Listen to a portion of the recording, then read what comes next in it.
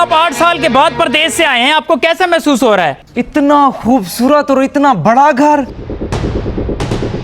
अब्बा जी, अब्बा जी, अब्बा जी, अब्बा जी, अब्बा जी, अब्बा जी, काशी मलेशिया से वापस आ गया है। क्या बताया नहीं, अचानक वापस कैसे आ गया? अब्बा जी आप जल्दी करें, नीचे चलें। भाई एक बात तो बताएं, इन 8 सालों में आपको पाकिस्तान और अपने घर की कभी याद नहीं आई? बहुत याद आती थी। जब भी मैं वहाँ पे 18 घंटे काम करता था, मुझे घर की याद आती थी कि किस तरह मैं अपने घर में आवारा वेला पड़ा रहता था। लेकिन तब खुशी भी मिलती थी जब अब्बा की मार याद आती थी कि अच्छा हुआ मैं घर को छोड़ के यहाँ आ गया।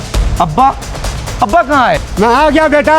मैंने जब भी तुझे मारा अपने भले के लिए मारा। अपने भले के लिए? वो कैसे बाजी? वो ऐसे बेटा, ताकि तू बाहर जाए, पैसे कमाए और मुझे भेजे। आजा बेटा, गले लग जा, बहुत अरसे के बाद मिला है। अब्बा जी आप बिल्कुल भी नहीं बदले, वही लालचपन आपके अंदर आज भी है।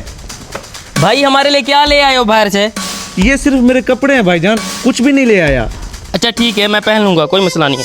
छोड़ इन बातों को बेटा, घर देख मेरा। क्या आलीशान घर बनाया है आपने। मैं जैसे ही घर में दाखिल हुआ, सबसे पहले मैंने इस खूबसूरत आलीशान शानदार घर को देखा, इस इमारत को देखा। जब आप मुझे मारते थे तब आप मेरे भले के लिए मारते थे, वो हम सबका भला था। आप चाहते थे कि मैं बाहर जाऊं, पैसा कमाऊं और आप इस घर को मेरे लिए बना सकें। अब्बा जी आज आपको मैं सलूट पेश करता हूं। रुक जा बेटा, रुक जा, मेरी बात तो सुन। ना अब्बा जी ना, आज मुझे आपको सलूट मारने से कोई नहीं रोक सकता।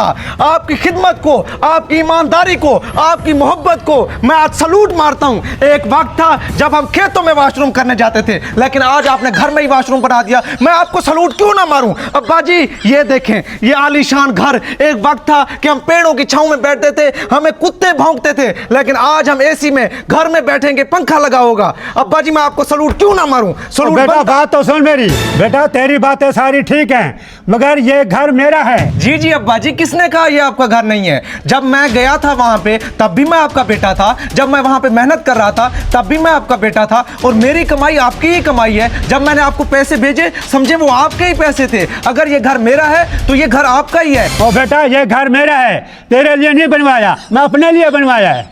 बिल्कुल भाई, ये घर अब्बा जी का है, उन्होंने अपने लिए बनवाया है, ताकि अगर कल को उनको कोई बेटा ना रहने दे तो वो यहाँ रहेंगे।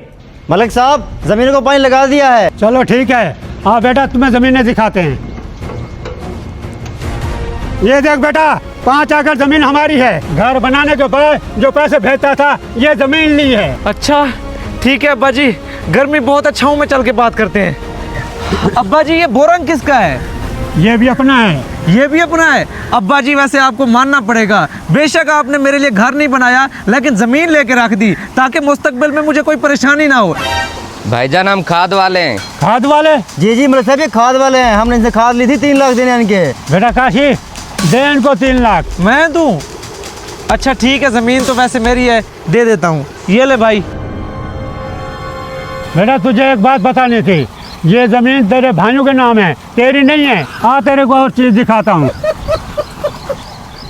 लोग कहते थे इनका बेटा बाहर खड़ा हुआ है, इनका देरा नहीं है, ये देरा बनवाया है।